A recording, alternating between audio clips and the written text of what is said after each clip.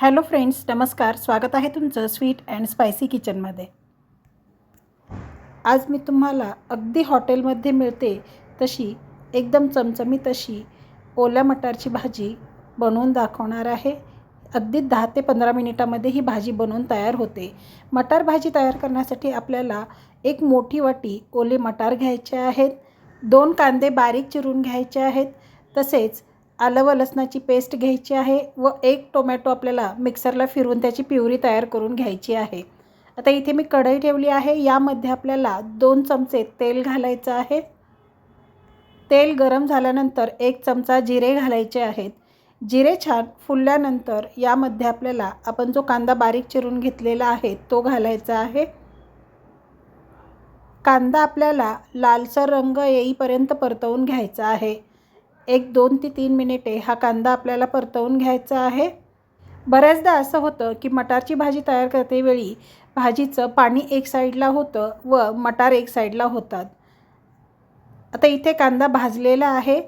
कांदा भाजल्यानंतर यामध्ये आपल्याला आलं लसणाची पेस्ट घालायची आहे. आता हे आपल्याला 1-2 मिनिटे परतवून घ्यायचं आहे. आता आलं व लसूण घातल्यानंतर हे सर्व मी 1-2 मिनिटे छान असं परतवून घेतलेलं आहे. यामधील आलं व लसूण छान लालसर असं भाजलेलं आहे. आता यामध्ये आपल्याला टोमॅटो प्युरी घालायची आहे. इथे मी 1 टोमॅटो चिरून मिक्सरला फिरवून घेतलेला आहे. ती प्युरी तयार करून घेतलेली आहे. आता याला तेल सुटेपर्यंत आपण हे परतवून घेणार आहोत. 2 ते 3 मिनिटानंतर तुम्ही पाहू शकता याचा कलर चेंज झालेला आहे. ही टोमॅटो प्युरी छान परतलेली आहे. तर यामध्ये आपण सुके मसाले घालून घेऊ.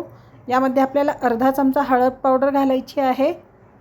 1 चमचा लाल मिरची पावडर घालायची आहे.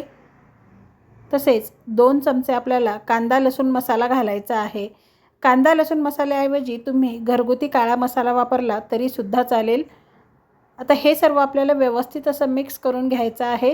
1 मिनिटभर हा मसाला आपल्याला परतवून घ्यायचा आहे. तर मसाला परतवून झाल्यानंतर यामध्ये आपल्याला मटार घालायचे आहेत. मटार घातल्यानंतर हे सर्व आपल्याला व्यवस्थित असं मिक्स करायचं आहे. हा मसाला व मटार छान मिक्स झाले पाहिजेत. आता हे सर्व मिक्स झाल्यानंतर यामध्ये आपल्याला पाणी घालायचं आहे. इथे मी अगोदर 1 वाटी पाणी घातलेलं आहे. तर पाणी घालून अगोदर हे आपल्याला व्यवस्थित असं मिक्स करायचं आहे. आता परत इथे मी 1 वाटी आणखी पाणी घातलेलं आहे. तुम्हाला याचा रस्सा दाटसर किंवा पातळ कसा आवडतो त्याप्रमाणे तुम्ही पाणी मिक्स करा. इथे मी आणखी थोडं पाणी घातलेलं आहे. आता हे व्यवस्थित असं मिक्स करून घेतलेलं आहे. यामध्ये आपल्याला चवीप्रमाणे मीठ घालायचं आहे.